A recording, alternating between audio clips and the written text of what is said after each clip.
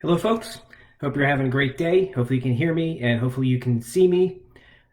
Want to talk about, well, I've been listening to on Audible. I get Audible and I'm in the program where every other month, because every month's too much, but every other month I listen to an audiobook.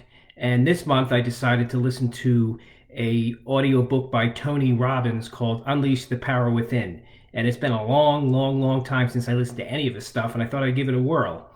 So I want to talk about couple things he says, but then I want to add my own spin to it and what I find or have found works for me. So he talks about, what do you want? So there's steps that he talks about, and he talks about 5 steps to get what you want. And one is, what do you want? Two is, know why you want it. Three is, take massive action. Four is, notice if the action is working. And five, Tony goes on to say, change your approach when it's not working. So I want to talk about this, but I want to talk about how I use it or how I would use it. Um, so as I think about it, so one, what do you want? If I think about what do I want, I want to become my true self. I want to become the person God wants me to be. So that's why I practice centering prayer. It connects me to my true self, the person God wants me to be.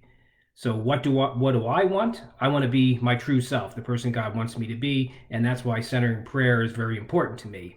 Um, Two, Tony talks about know why you want it. Well, why do I want anything? It basically because my will and God's will are in alignment. That's why I want it. Then he talks about now that you know what do you want and know why do you want it. He talks about taking massive action. And I don't necessarily think you have to take massive action. I think you just need to take action each day on the things that you want to accomplish. And you need to take a look at other people that are maybe a few steps ahead of you and see what they do to get to where they are. And maybe you can even talk to these people. Many of these people are willing to help you, that are a few steps behind them. And then there's people a few steps behind you that might reach out to you and that you will help. So you do need to take action. It may not necessarily have to be massive action, but it needs to be daily action, and it needs to be action you take each day to get to be today be a better version of yesterday's version of who you were. Notice if the action is working, is what Tony says is step 4. Obviously, you want to see if it's working, but I think you want to temper that. I think you want to be patient with yourself. I think you have to realize you're in this for a longer term marathon. Some of the things might take longer than you want or hope, but if you keep at it every day, tomorrow's version will be a better version of the previous day. If I think about, if you're a writer, you need to keep writing, and if you're a painter, you need to keep painting, and if you are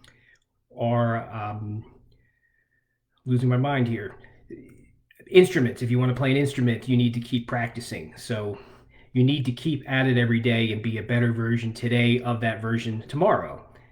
And then obviously, Tony says the last step is change your approach. So if it's just not working, then obviously you need to kind of go back to the drawing board and change your approach. And there's thousands of different approaches to accomplishing the different things that you want to do.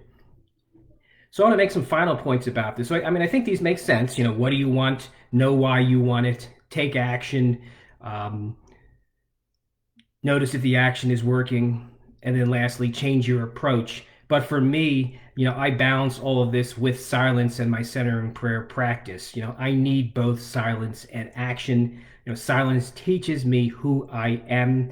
Silence teaches me the actions I need to take, even that very day. And sometimes the action is no action, and just be patient and wait. Silence is a place to rest and recharge. Silence fills me with inner wisdom. I receive inner wisdom for things. Things just pop into my head after my silent prayer sits. So the silence spawns the creativity that I need. And lastly, really, all my actions, are spawned in silence.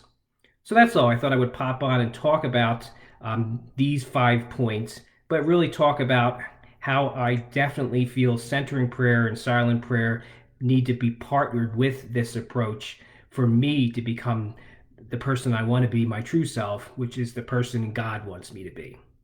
So thanks for the folks that popped on. I see Patty and Patricia, and thanks for the folks that'll catch it on the replay.